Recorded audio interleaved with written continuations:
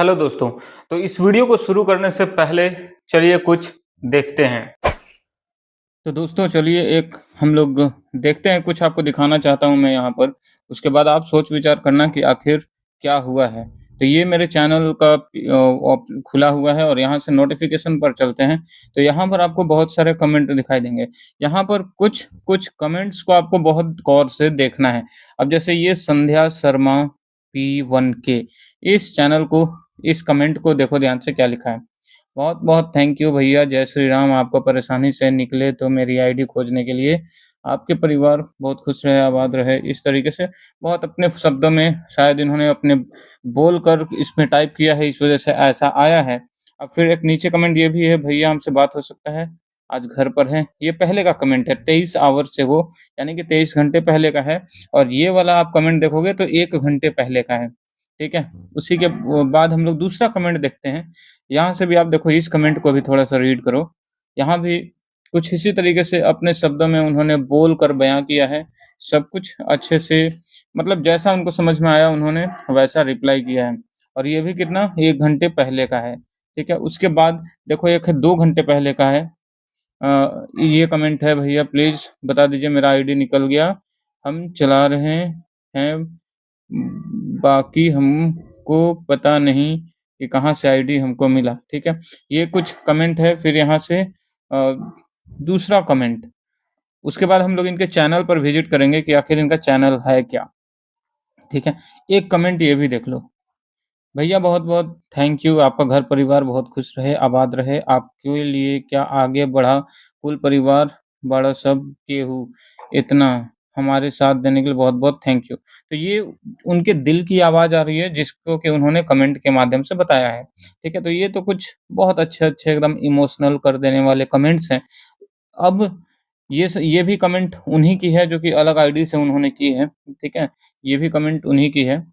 तो आप देख लो कि कितने सारे कमेंट उन्होंने किए हुए हैं यहाँ पर। ठीक है, अब एक और हम लोग लास्ट कमेंट देख लेते हैं बैक का। ये देखो, यहाँ पर इतने सारे कमेंट हैं जो कि उन्होंने मेरे शॉर्ट्स पर किए हैं। ठीक है, अब चलो इनके हम लोग चैनल पर विजिट करते हैं कि आखिर इनका चैनल है क्या।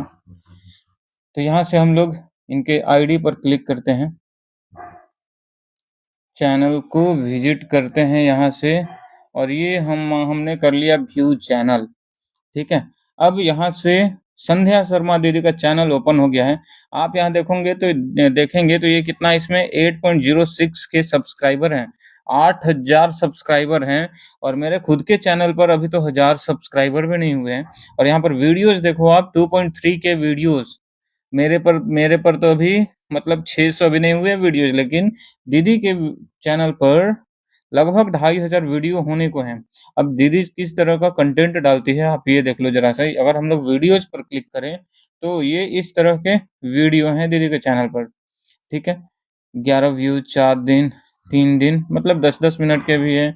शिव चर्चा गीत है, इस तरीके से। ठीक है, और एआई कंटेंट भी डला है बहुत सारा, कुछ कार्टून वगैरह भी है, एआई कंटेंट भी दिख रहे हैं। ठीक है, तो मैं एक ये आपको बताऊंगा कि एआई कंटेंट आप देखोगे ना, तो एआई कंटेंट जनरेटेड पहले बहुत व्यूज आते थे, लेकिन अब व्यूज थोड़े एआई कंटेंट वाले के डाउन रहते हैं। ठीक है, तो ये दीदी का चैनल का कंटेंट है।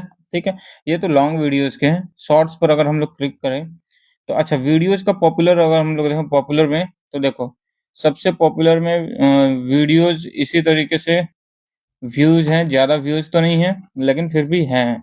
ठीक है, ओल्डेस्ट में अगर हम लोग क्लिक करें तो ये कुछ ओल्डेस्ट है, 2 मंथ ओल्ड वीडियोज हैं।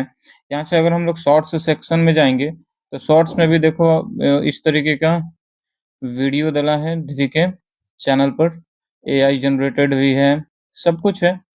अगर पॉपुलर सेक्शन पर अगर हम लोग क्लिक करें तो मैक्सिमम व्यूज किस पर गए हैं, तो देखो ये 55 के व्यूज गए हैं इस वाले शॉर्ट्स पे। ठीक है, इस वाले शॉर्ट्स पे गए हैं 55 के, 45 के इस तरीके का वीडियोज आपको, मतलब अच्छे खासे व्यूज आए हैं दीदी के शॉर्ट्स पे। ठीक है, तो इसी तरीके से इन्होंने कंसिस्टेंसी मेंटेन करते हुए अपने चैनल को ग्रो किया है। अब लाइव सेक्शन में अगर हम लोग चलेंगे तो दीदी लाइव सेशन अटेंड करती थी। इसमें इन्होंने लाइव कर रखा है, इस तरीके से बहुत सारी चीज़ें हैं यहाँ पर, हर कंटेंट अपने अकॉर्डिंग। पोस्ट अगर हम लोग देखें तो यहाँ पर पोस्ट भी आप देख सकते हो। यहाँ से दीदी के पोस्ट पर देखो लाइक कितने हैं, 32 लाइक्स हैं। यहाँ पर लाइक्स भी अच्छे आ रहे हैं, पोस्ट पे 21 लाइक्स हैं, 8 लाइक्स हैं। ठीक है, तो यहाँ पर पोस्ट में भी क्या होता है कि आपका चैनल बूस्ट होता है, पोस्ट भी वायरल होते हैं एक से एक। ठीक है, अब मैं बताता हूँ कि रीजन क्या है इस चैनल को दिखाने का।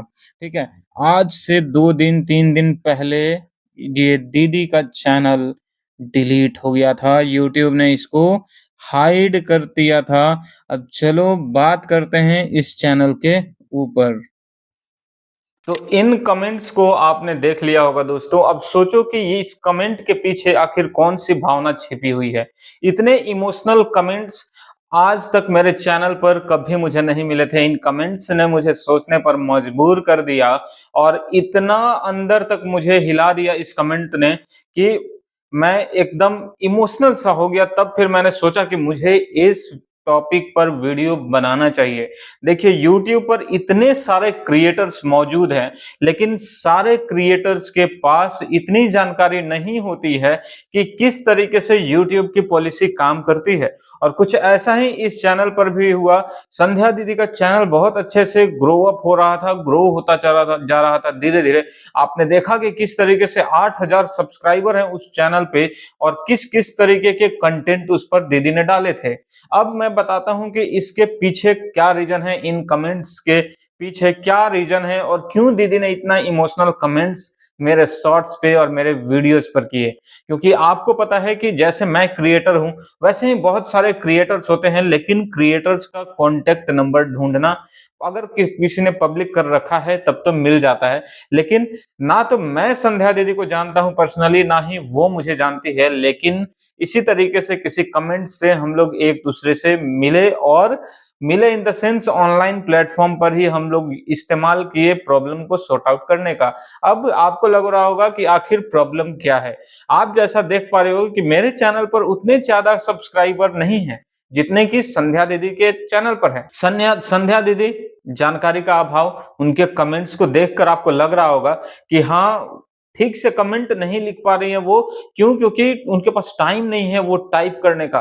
वो सीधे सोचती हैं कि मैं गूगल वॉइस असिस्टेंट से बोलकर टाइप करवा दूं और वो सेंड कर देती है सीधा। तो ऐसे सोचिए कितने क्रिएटर्स होंगे जिनको कि यूट्यूब पॉलिसी के बारे में जानकारी भी नहीं होती और उनका चैनल ग्रो अप होता चला जाता है, ग्रो होता चला जाता है धीरे धीरे, और कभी कोई एक ऐसी गलती हो जाती है और उस चैनल पर यूट्यूब क्या कर देता है, स्ट्राइक पर स्ट्राइक देता चला जाता है और फाइनली यूट्यूब उस चैनल को हाइड कर देता है या फिर डिलीट कर देता है।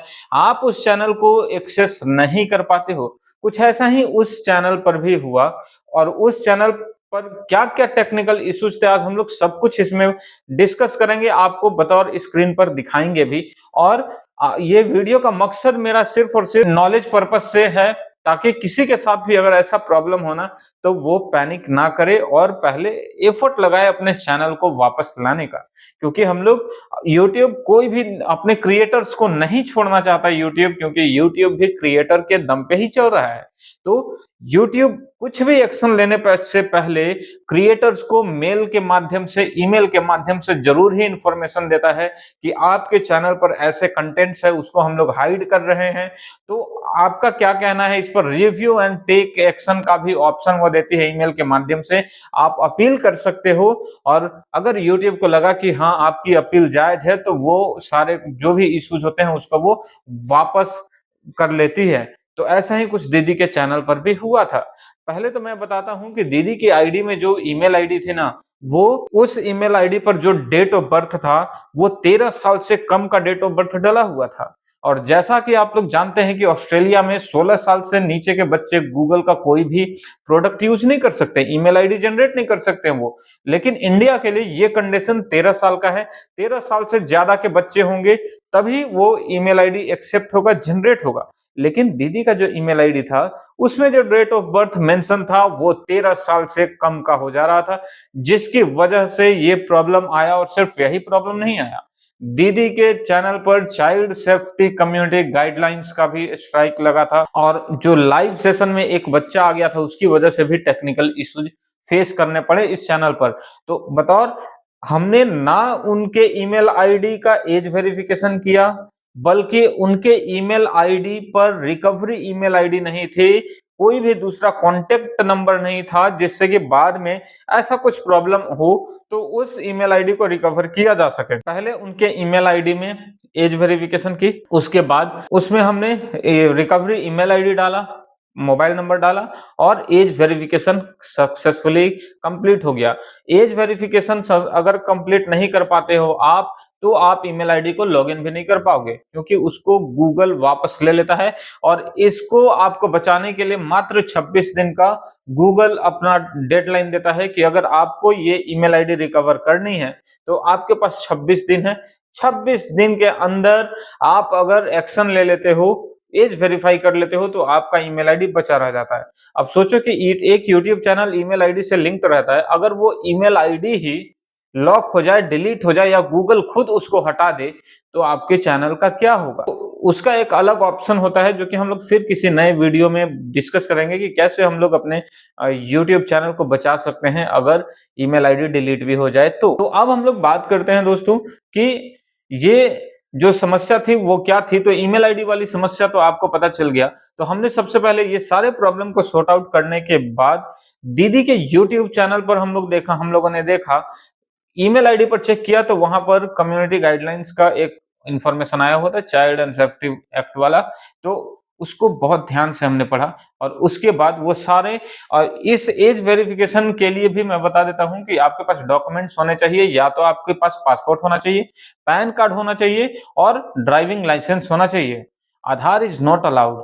आधार कार्ड आपका यहाँ पर साफ साफ लिखा रहता है कि आधार कार्ड यहाँ पे अलाउड नहीं होगा। तो आपको हमने इस को यूज करने के लिए पैन कार्ड का इस्तेमाल किया। पैन कार्ड पहली दफा में तो वो रिजेक्ट हो गया, क्योंकि दीदी बहुत दूर, मुझे एड्रेस भी नहीं पता है कि कहाँ की दीदी थी वो, लेकिन वो अपने चैनल पर पोस्ट की थी, उसके जरिए हम लोग कांटेक्ट कर रहे थे। बाद में हालांकि उन्होंने मुझे इंस्टा आईडी पर जरूर फॉलो किया और इंस्टा के जरिए कुछ कुछ काम हम लोगों ने किया था।